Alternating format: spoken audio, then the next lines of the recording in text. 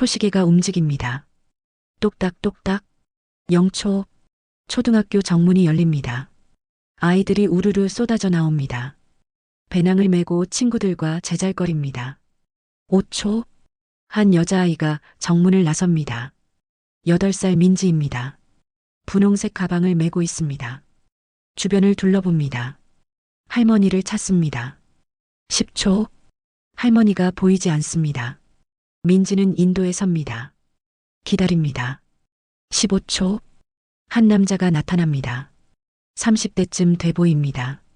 검은 모자를 쓰고 있습니다. 민지에게 다가갑니다. 20초. 남자가 민지에게 말을 겁니다. 민지야, 할머니가 나보고 데리러 오래. 민지는 고개를 갸우뚱합니다. 25초. 남자가 손을 내밉니다. 가자, 할머니 집으로. 민지는 망설입니다. 30초. 민지가 남자의 손을 잡습니다. 35초.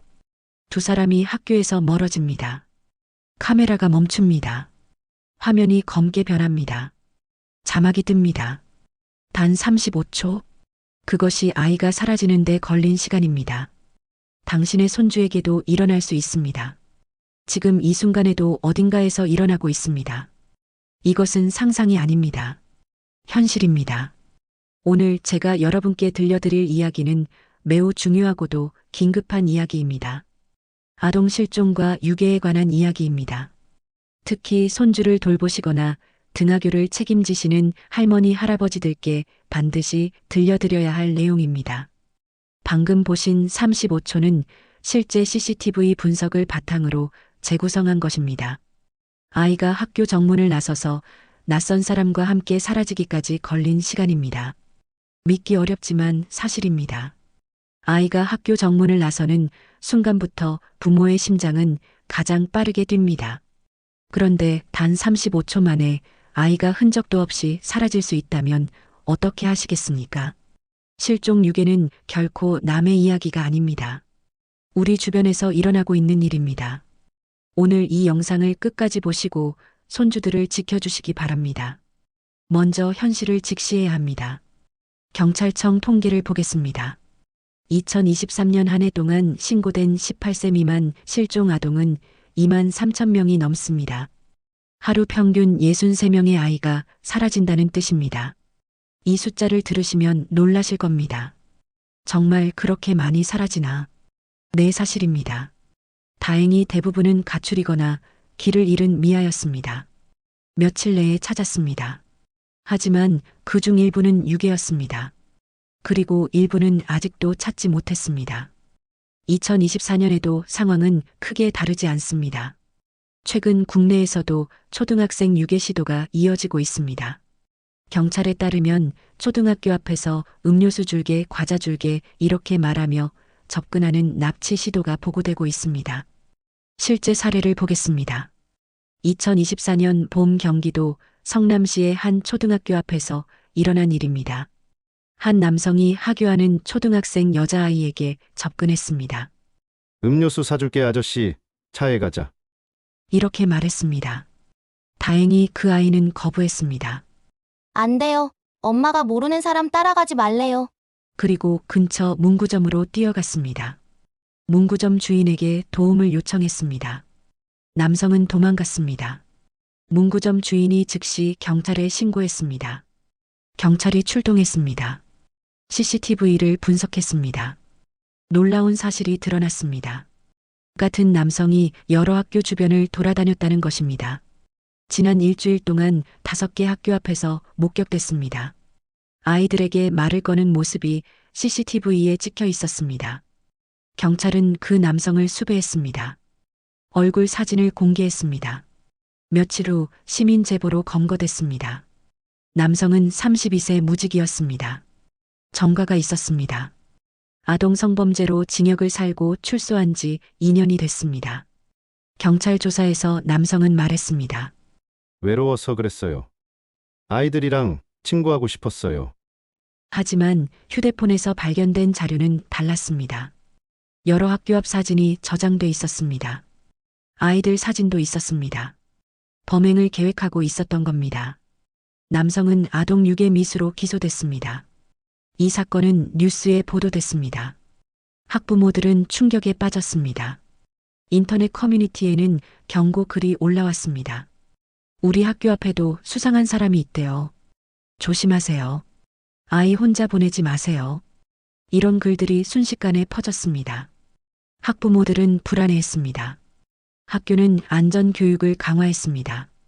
경찰은 학교 주변 순찰을 늘렸습니다. 하지만 불안은 쉽게 사라지지 않았습니다. 또 다른 사건도 있었습니다. 2023년 가을 서울 관악구의 한 초등학교 앞에서 일어났습니다. 오후 4시쯤이었습니다. 초등학교 3학년 여자아이가 학원에서 집으로 가고 있었습니다. 학원에서 집까지는 걸어서 10분 거리였습니다. 평소에 혼자 다니던 길이었습니다. 그날도 혼자 걷고 있었습니다. 그때 한 남자가 뒤에서 따라왔습니다. 아이는 처음에는 몰랐습니다. 하지만 골목길로 접어들자 남자도 따라 들어왔습니다. 아이는 불안해졌습니다. 뒤를 돌아봤습니다. 남자가 빠르게 다가오고 있었습니다. 아이는 무서워서 뛰기 시작했습니다. 남자도 뛰었습니다. 아이는 더 빨리 뛰었습니다. 숨이 찼습니다. 다리가 후들거렸습니다. 하지만 멈추지 않았습니다. 골목을 빠져나가려고 했습니다. 바로 그때였습니다. 골목 입구에서 한 할아버지가 나왔습니다. 그 집에 사시는 분이었습니다. 할아버지는 뛰어오는 아이를 보고 놀랐습니다. 그리고 뒤쫓아오는 남자를 봤습니다. 할아버지는 즉시 큰 소리로 외쳤습니다. 거기 누구야? 뭐 하는 거야? 남자는 놀라서 멈춰섰습니다. 그리고 돌아서서 도망갔습니다. 아이는 할아버지에게 달려갔습니다. 할아버지, 무서워요. 저 아저씨가 저를 쫓아왔어요. 할아버지는 아이를 진정시켰습니다. 괜찮아. 이제 안전해. 할아버지가 지켜줄게. 그리고 즉시 112에 신고했습니다. 경찰이 출동했습니다. 아이의 진술을 들었습니다. 주변 CCTV를 확인했습니다. 남자의 모습이 여러 곳에 찍혀 있었습니다. 학원 앞에서부터 아이를 따라온 것이 확인됐습니다. 경찰은 남자를 추적했습니다. 일주일 후 검거했습니다. 남자는 28세 백수였습니다. 역시 전과가 있었습니다. 경찰 조사에서 남자는 말했습니다. 그냥 예쁜 아이라서 따라갔어요. 나쁜 생각은 없었어요. 하지만 경찰은 믿지 않았습니다. 남자의 집을 수색했습니다. 여러 아동 사진이 발견됐습니다. 몰래 찍은 것들이었습니다. 남자는 아동 스토킹 혐의로 기소됐습니다. 이 사건도 언론에 보도됐습니다. 학부모들의 불안은 더 커졌습니다. 이제 아이를 혼자 다니게 할 수 없다. 모두가 그렇게 생각했습니다. 하지만 현실적으로 항상 아이와 함께 다닐 수는 없었습니다. 부모는 일을 해야 했습니다. 그래서 할머니, 할아버지가 도와주는 경우가 많았습니다. 하지만 할머니, 할아버지도 항상 같이 있을 수는 없었습니다. 아이들은 어느 순간 혼자 있게 됩니다. 바로 그 순간이 위험한 순간입니다. 이제 외국 사례를 보겠습니다.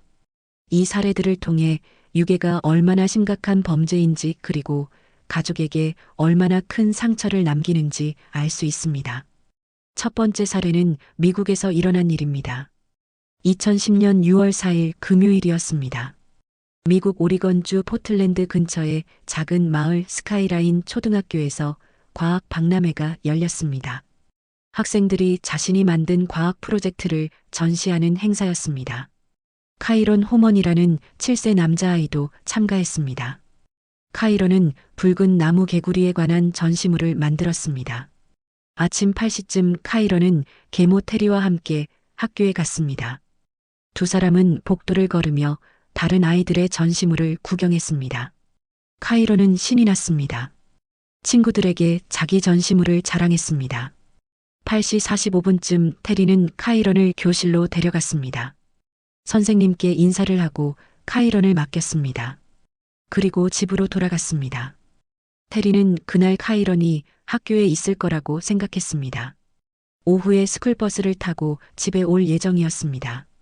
하지만 오후 3시 45분 스쿨버스가 도착했을 때 카이론은 없었습니다.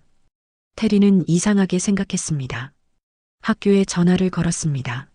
선생님, 카이런이 버스를 안 탔는데요. 혹시 학교에 있나요? 선생님이 답했습니다. 카이런은 오늘 학교에 오지 않았어요. 출석부에 결석으로 표시돼 있어요. 테리는 당황했습니다. 무슨 말씀이세요? 제가 아침에 교실까지 데려다 줬는데요. 선생님은 말했습니다. 아니요, 카이런은 오늘 수업에 참석하지 않았어요. 테리는 즉시 학교로 달려갔습니다. 학교를 뒤졌습니다. 카이런이 없었습니다. 경찰에 신고했습니다. 카이런의 아버지 크리스틴에게도 연락했습니다. 크리스틴은 직장에서 급히 돌아왔습니다. 경찰이 도착했습니다. 대규모 수색이 시작됐습니다. 경찰, 소방관, 자원봉사자 총 1,300명이 넘는 사람들이 동원됐습니다. 학교 주변 숲을 샅샅이 뒤졌습니다. 근처 강을 수색했습니다. 헬리콥터가 하늘에서 수색했습니다. 수색견도 투입됐습니다. 하지만 카이런은 발견되지 않았습니다. 학교 CCTV를 확인했습니다. 아침에 테리와 카이런이 함께 학교에 들어가는 모습이 찍혀 있었습니다. 복도를 걸어가는 모습도 있었습니다. 하지만 그 이후 카이런의 모습은 어디에도 없었습니다. 교실에 들어가는 모습도 없었습니다. 학교 밖으로 나가는 모습도 없었습니다. 마치 공기 중으로 사라진 것 같았습니다. 경찰은 모든 가능성을 조사했습니다. 유괴인가, 실종인가, 사고인가.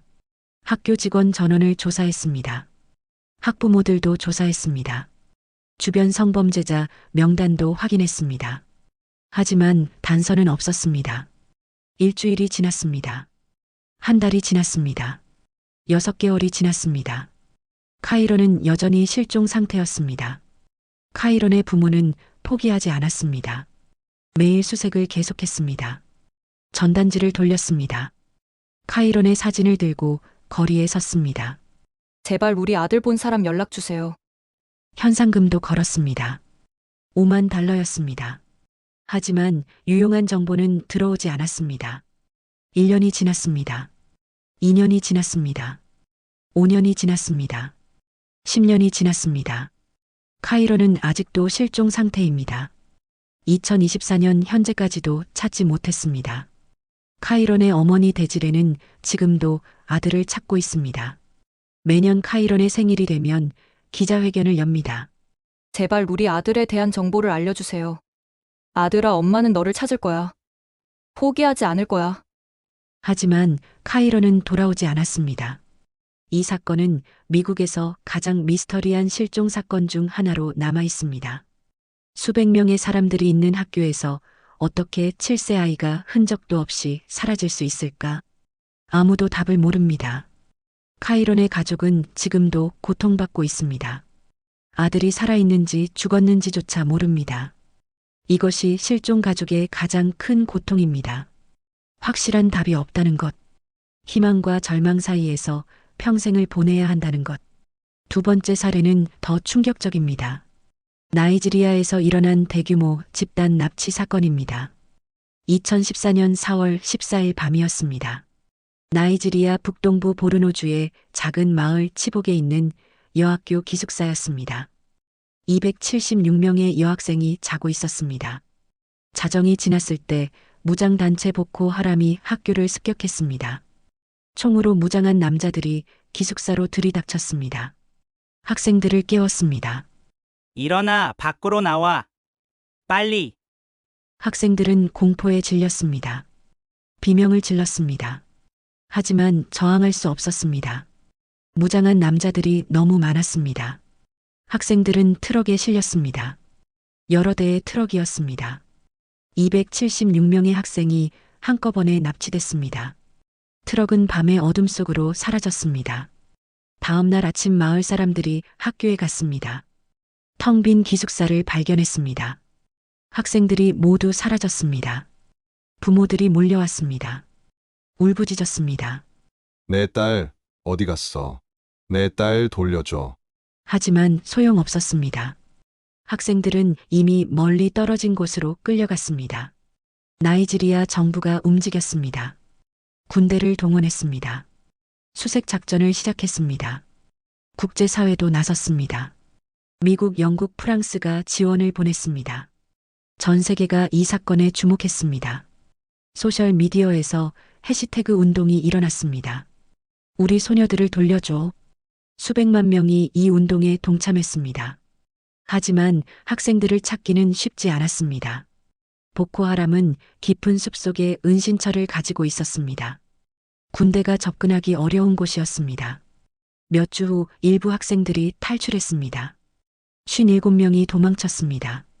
밤에 감시가 소홀한 틈을 타서 숲속으로 도망쳤습니다. 며칠을 걸어서 마을로 돌아왔습니다. 그들은 끔찍한 이야기를 했습니다. 납치범들이 우리를 강제로 결혼시키려 했어요. 이슬람으로 개종하라고 강요했어요. 거부하면 때렸어요. 몇몇 아이들은 성폭행 당했어요. 부모들은 충격에 빠졌습니다. 정부는 협상을 시도했습니다. 보코하람과 대화를 시도했습니다. 몇 년에 걸친 협상 끝에 일부 학생들이 풀려났습니다. 2016년 21명이 석방됐습니다. 2017년 82명이 더 풀려났습니다. 2018년에도 몇 명이 돌아왔습니다. 하지만 전부는 아니었습니다. 2024년 현재까지도 약 100명의 학생이 행방불명입니다. 10년이 지났지만 여전히 찾지 못했습니다. 부모들은 늙어가고 있습니다. 하지만 희망을 놓지 않고 있습니다. 딸이 돌아올 거라고 믿고 있습니다. 이 사건은 전 세계에 충격을 줬습니다. 학교가 안전하지 않다는 것, 수백 명의 아이들이 한꺼번에 납치될 수 있다는 것, 그리고 10년이 지나도 찾지 못할 수 있다는 것. 이 모든 것이 현실이라는 것을 보여줬습니다. 이제 한국의 한 가족 이야기를 들어보겠습니다. 이 이야기는 실화를 바탕으로 재구성한 것입니다. 주인공은 이수진 씨 가족입니다. 수진 씨는 35세 간호사입니다. 남편 박민수 씨는 37세 회사원입니다. 두 사람에게는 8세 딸 지우가 있습니다. 지우는 초등학교 2학년입니다. 활발하고 밝은 아이입니다. 그림 그리기를 좋아하고 친구들과 노는 것을 좋아합니다. 수진 씨와 민수 씨는 맞벌이 부부입니다. 두 사람 다 바쁩니다. 그래서 수진 씨의 어머니 김영숙 씨가 지우를 돌봐줍니다. 영숙 씨는 68세입니다. 건강하고 활동적인 분입니다. 손녀를 무척 사랑합니다. 매일 아침 지우를 학교에 데려다주고 오후에 데리러 갑니다. 2024년 9월 26일 목요일이었습니다. 가을이었습니다. 날씨가 좋았습니다. 영숙 씨는 그날 아침 평소처럼 지우를 학교에 데려다 줬습니다. 8시 30분에 학교 정문 앞에서 지우와 헤어졌습니다. 잘 다녀와, 지우야. 오늘도 재미있게 놀고 할머니가 오후에 데리러 올게. 지우가 웃으며 대답했습니다. 네, 할머니. 안녕히 가세요. 지우는 학교 안으로 들어갔습니다. 영숙 씨는 집으로 돌아왔습니다. 오후 3시가 됐습니다. 영숙 씨는 학교로 출발했습니다. 집에서 학교까지 걸어서 15분 거리입니다. 하지만 그날 영숙 씨는 마트에 들렀습니다. 지우가 좋아하는 요구르트를 사려고요. 마트에서 10분쯤 시간을 보냈습니다. 그리고 학교로 갔습니다. 학교에 도착했을 때는 3시 28분이었습니다. 학교 시간은 3시 20분이었습니다. 8분 늦었습니다. 영숙 씨는 조금 불안했습니다. 지우가 기다렸겠네. 학교 정문 앞을 살폈습니다. 아이들이 몇 명 남아 있었습니다. 하지만 지우는 보이지 않았습니다. 영숙 씨는 주변을 둘러봤습니다. 없었습니다. 학교 안으로 들어가 봤습니다. 교실로 갔습니다. 2학년 5반이었습니다. 선생님께 물었습니다. 선생님, 지우 어디 갔어요? 선생님이 답했습니다. 지우는 3시 20분에 하교했어요. 벌써 나갔을 텐데요. 영숙 씨는 당황했습니다. 그럼 어디 간 거지? 밖에 없었는데. 영숙 씨는 다시 학교 밖으로 나왔습니다. 주변을 살폈습니다. 근처 문구점에 가봤습니다. 혹시 지우 봤어요? 문구점 주인이 고개를 저었습니다. 아니요, 오늘 안 봤는데요. 영숙 씨는 편의점에도 가봤습니다. 없었습니다. 불안이 커졌습니다. 혹시 혼자 집에 갔나? 영숙 씨는 급히 집으로 전화를 걸었습니다. 하지만 아무도 받지 않았습니다. 당연했습니다. 집에 아무도 없었으니까요. 영숙 씨는 딸 수진에게 전화했습니다. 수진 씨는 병원에서 일하고 있었습니다. 엄마 왜요? 무슨 일이에요? 영숙 씨는 떨리는 목소리로 말했습니다. 지우가 없어. 학교에 갔는데 이미 하교했대. 근데 어디에도 없어. 수진 씨는 심장이 멎는 것 같았습니다. 엄마 뭐라고요? 지우가 없다고요? 지금 어디 계세요? 영숙 씨가 답했습니다. 학교 앞이야. 수진 씨는 즉시 말했습니다. 엄마 거기 계세요. 제가 바로 갈게요. 경찰에 신고하세요. 수진 씨는 간호사실을 뛰쳐나갔습니다. 수간호사에게 말했습니다. 급한 일이 생겼어요. 먼저 가봐야 해요. 택시를 잡아 타고 학교로 향했습니다. 차 안에서 남편 민수에게 전화했습니다. 여보 지우가 없어졌어요. 학교에서 사라졌어요. 민수 씨도 놀랐습니다. 뭐라고? 지금 어디야? 나도 바로 갈게. 민수 씨는 회사에서 급히 나왔습니다.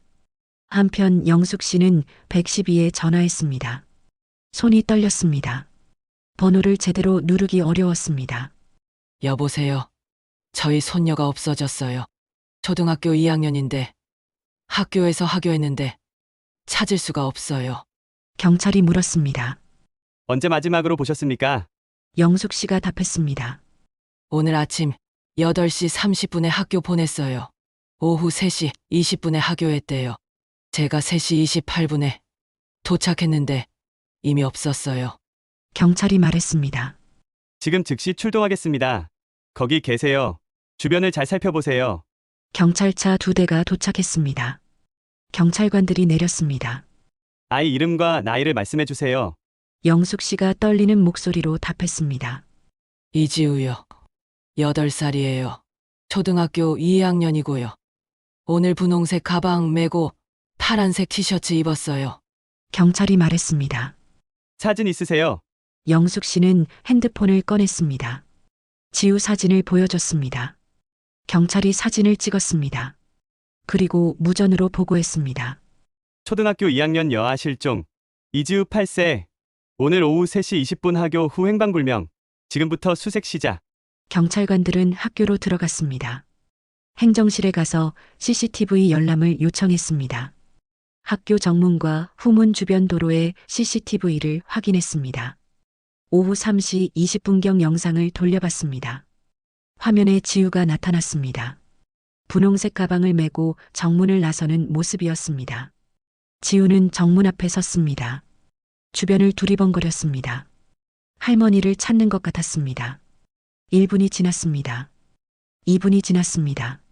지우는 여전히 그 자리에 서 있었습니다. 3분이 지났을 때였습니다. 한 남자가 나타났습니다. 30대쯤 돼 보였습니다. 검은색 모자를 쓰고 있었습니다.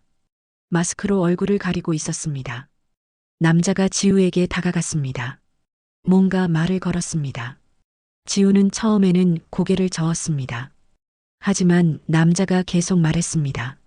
뭔가를 보여주는 것 같았습니다. 핸드폰인 것 같았습니다. 지우는 망설이다가 고개를 끄덕였습니다. 남자가 손을 내밀었습니다. 지우가 그 손을 잡았습니다. 두 사람은 걷기 시작했습니다.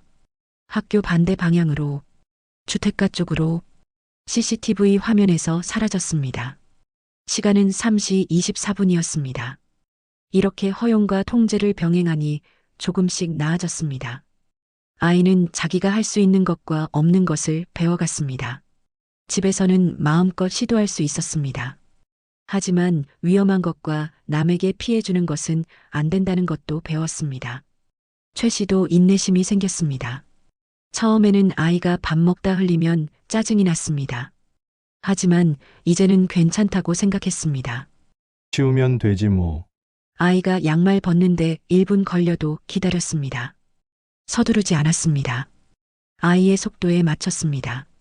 그러니 신기하게도 아이도 덜 때를 썼습니다. 자기가 하고 싶은 걸 할 수 있으니까 만족스러워 보였습니다. 물론 여전히 힘든 날도 있었습니다. 아침에 급할 때 아이가 신발을 혼자 신겠다고 30분씩 버티는 날도 있었습니다.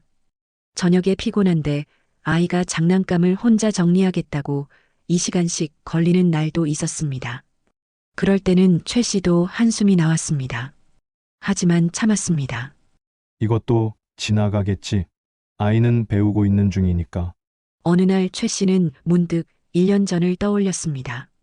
작년 이맘때 딸은 겨우 7개월이었습니다. 아직 걷지도 못했습니다. 뒤집기를 막 시작한 시기였습니다. 아이는 배를 바닥에 대고 누웠습니다. 그리고 몸을 뒤집으려 했습니다. 힘을 주어 몸을 비틀었습니다. 한쪽으로 몸이 돌아갔습니다. 하지만 팔 하나가 몸 밑에 깔렸습니다. 팔을 빼야 완전히 뒤집을 수 있었습니다. 하지만 아이는 혼자 팔을 빼지 못했습니다. 팔이 끼어서 움직일 수 없었습니다. 아이는 울기 시작했습니다. 최 씨는 옆에서 지켜보고 있었습니다. 도와주고 싶었습니다. 팔만 살짝 빼주면 됐습니다. 하지만 참았습니다. 육아책에서 읽은 내용이 떠올랐습니다. 아이가 스스로 해낼 수 있도록 기다려주세요. 부모가 대신 해주면 아이는 배울 기회를 잃습니다. 최 씨는 참고 기다렸습니다. 아이는 한참을 울었습니다. 10분쯤 지났습니다. 아이는 계속 몸부림쳤습니다. 그러다 우연히 팔이 빠졌습니다. 완전히 뒤집어졌습니다. 배가 위로 가고 등이 바닥에 닿았습니다. 아이는 울음을 그쳤습니다. 신기한 표정으로 주변을 둘러봤습니다. 세상이 다르게 보였을 겁니다. 최 씨는 박수를 쳤습니다. 잘했어. 우리 딸 혼자 했네. 아이는 웃었습니다. 그날 이후 아이는 뒤집기를 혼자 할 수 있게 되었습니다. 그때도 그랬습니다. 최 씨는 참고 기다렸습니다. 그러니 아이가 스스로 해냈습니다. 지금도 마찬가지입니다. 아이는 숟가락질을 배우고 있습니다. 양말 벗기를 배우고 있습니다. 손 씻기를 배우고 있습니다. 서툴지만 매일 조금씩 나아지고 있습니다. 언젠가는 혼자 다 할 수 있을 겁니다. 최 씨는 깨달았습니다. 내가 병은 병이 아니라 성장이구나. 아이가 자라고 있다는 신호구나. 그렇게 생각하니 마음이 편해졌습니다. 최 씨는 육아 일기를 쓰기 시작했습니다. 매일 저녁 아이를 재운 후 노트에 적었습니다. 오늘 딸이 한 일들을 기록했습니다. 오늘 딸이 처음으로 숟가락으로 밥 3숟갈을 연속으로 떠먹었다. 흘리지 않고 입에 넣었다. 대견했다. 오늘 딸이 양말을 20초 만에 벗었다. 어제는 30초 걸렸는데 10초 단축됐다. 점점 빨라지고 있다. 오늘 딸이 세면대 발판에 올라가서 혼자 손을 씻었다. 비누칠까지 했다. 물론 헹구는 건 아빠가 도와줬지만 거의 혼자 한 것이다. 이런 기록들이 쌓였습니다. 최 씨는 일기를 읽으며 아이의 성장을 확인했습니다. 조금씩이지만 확실히 잘하고 있었습니다. 어느 날 최 씨는 아내와 대화를 나눴습니다. 아내는 평일에는 회사에 다녔습니다. 저녁에 퇴근하면 아이와 시간을 보냈습니다. 주말에는 온종일 함께했습니다. 아내도 아이의 변화를 느끼고 있었습니다. 여보, 우리 딸 요즘 많이 컸죠? 최 씨가 말했습니다. 아내가 답했습니다. 네, 정말요? 뭐든 혼자 하려고 하더라고요. 저번 주말에 옷 입히는데 30분 걸렸어요.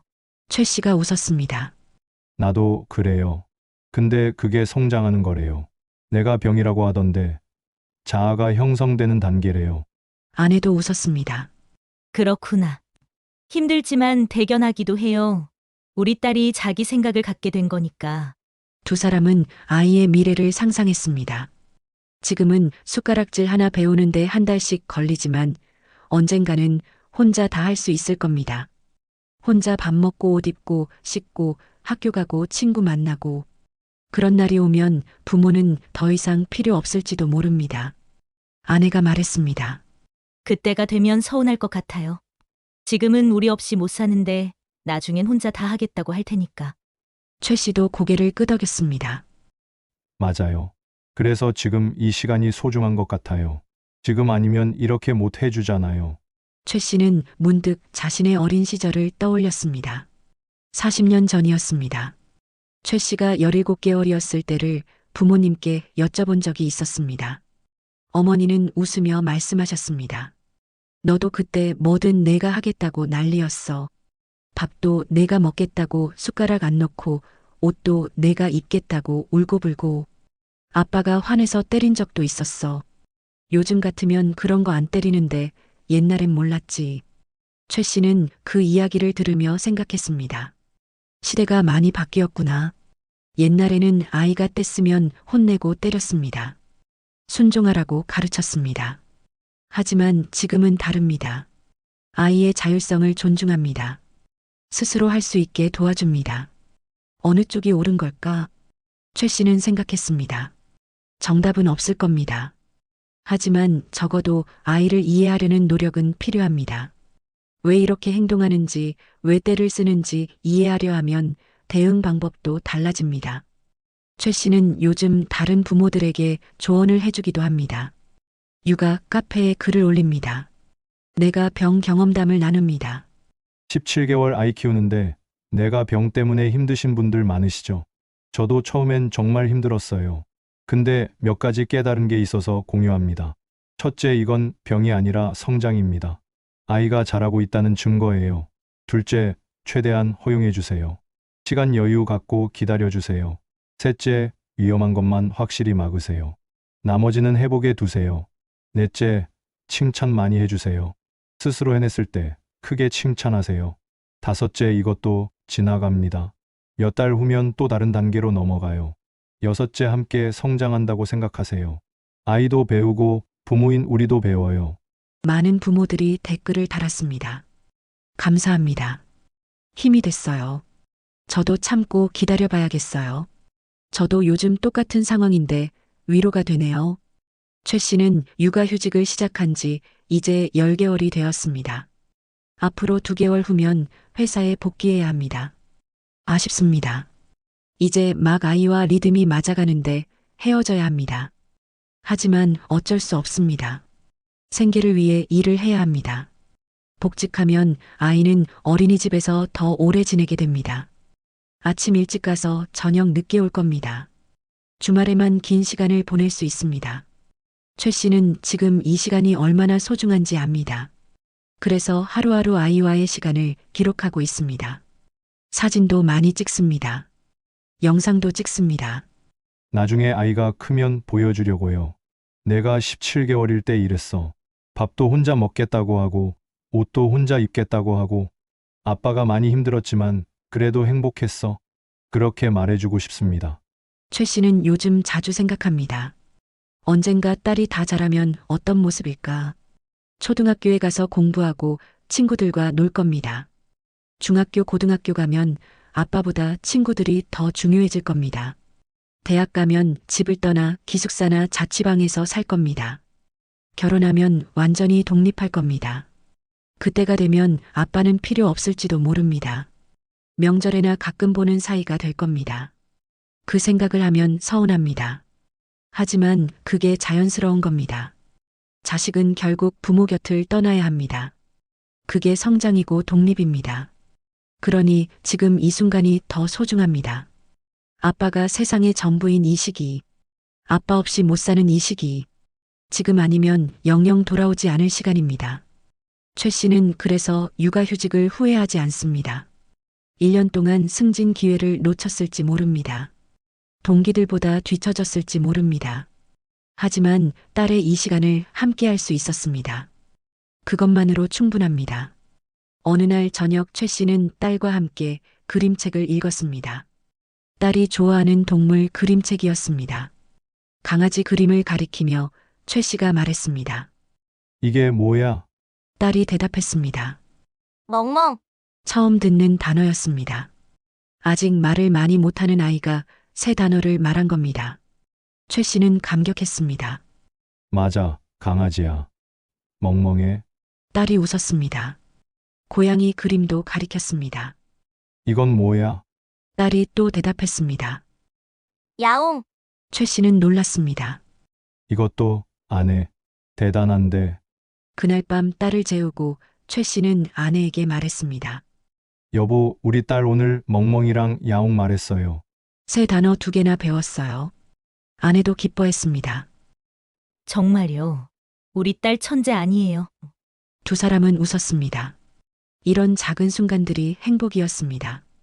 여러분, 오늘 이야기는 여기까지입니다. 최우영 씨의 육아휴직 이야기를 통해 우리가 배울 수 있는 것은 무엇일까요? 첫째, 내가 병은 병이 아니라 성장입니다. 아이가 자아를 형성하는 자연스러운 과정입니다. 걱정하지 마세요. 둘째, 아이의 자율성을 존중하세요. 스스로 해보게 하세요. 시간이 걸려도 기다려주세요. 셋째, 하지만 경계는 분명히 하세요. 위험한 것과 남에게 피해주는 것은 확실히 막으세요. 넷째, 칭찬을 많이 하세요. 아이가 스스로 해냈을 때 크게 칭찬해 주세요. 다섯째, 인내심을 가지세요. 바닥이 더러워지고 시간이 오래 걸려도 참으세요. 아이는 배우고 있습니다. 여섯째, 이 시간은 다시 오지 않습니다. 지금 이 순간을 소중히 여기세요. 사진 찍고 기록하고 기억하세요. 특히 손주를 돌보시는 할머니, 할아버지들께 말씀드립니다. 요즘 아이들은 예전과 다릅니다. 자율성을 중요하게 생각합니다. 아이가 떼를 쓴다고 야단치지 마세요. 이해하려고 노력하세요. 왜 그러는지 생각해 보세요. 그리고 최대한 허용해 주세요. 물론 힘듭니다. 기다리는 게 쉽지 않습니다. 하지만 그게 요즘 육아입니다. 아이를 존중하는 겁니다. 그리고 이것도 몇 달이면 지나갑니다. 내가 병은 영원하지 않습니다. 아이는 계속 자랍니다. 다음 단계로 넘어갑니다. 그러니 지금은 인내하고 기다려주세요. 자녀들에게도 말씀드립니다. 부모님께 육아 도움을 받고 계신다면 감사하세요. 그리고 요즘 육아 방식을 설명해 드리세요. 내가 병이 뭔지, 왜 아이가 이러는지 알려드리세요. 세대 차이가 있을 수 있습니다. 하지만 대화하면 이해하실 겁니다. 최우영 씨는 지금도 매일 딸과 씨름하고 있습니다. 밥 먹이고 옷 입히고 씻기고. 하지만 행복합니다. 힘들지만 보람 있습니다. 딸이 조금씩 자라는 모습을 보는 게 기쁩니다. 앞으로 2개월 후 회사에 복직합니다. 그러면 딸과 보내는 시간이 줄어듭니다. 아쉽지만 어쩔 수 없습니다. 하지만 이 10개월의 기억은 평생 남을 겁니다. 딸의 17개월을 함께한 시간, 내가 병을 함께 겪은 시간, 그 모든 순간이 소중한 추억이 될 겁니다. 최 씨는 말합니다. 언젠가 딸이 다 자라서 제 육아 이야기를 들으면 이렇게 말할 것 같아요. 아빠, 그때 정말 고생했네요. 그럼 저는 이렇게 대답할 거예요. 아니야, 그때가 제일 행복했어. 너랑 모든 순간을 함께 할 수 있었으니까. 여러분도 손주들 키우시면서 힘든 순간이 많으실 겁니다. 하지만 그 시간도 지나고 나면 그리워질 겁니다. 지금은 힘들어도 나중엔 좋은 추억이 됩니다. 그러니 조금만 더 인내하세요. 손주들의 성장을 지켜봐 주세요. 그리고 사랑으로 감싸주세요. 그것이 조부모가 해줄 수 있는 가장 큰 선물입니다. 오늘 영상이 도움이 되셨다면 좋아요와 구독 부탁드립니다. 그리고 육아로 힘들어하시는 주변 분들께 공유해 주세요. 다음 시간에 더 유익한 육아 이야기로 찾아뵙겠습니다. 여러분 손주들과 행복한 시간 보내시고 건강하시기 바랍니다. 감사합니다.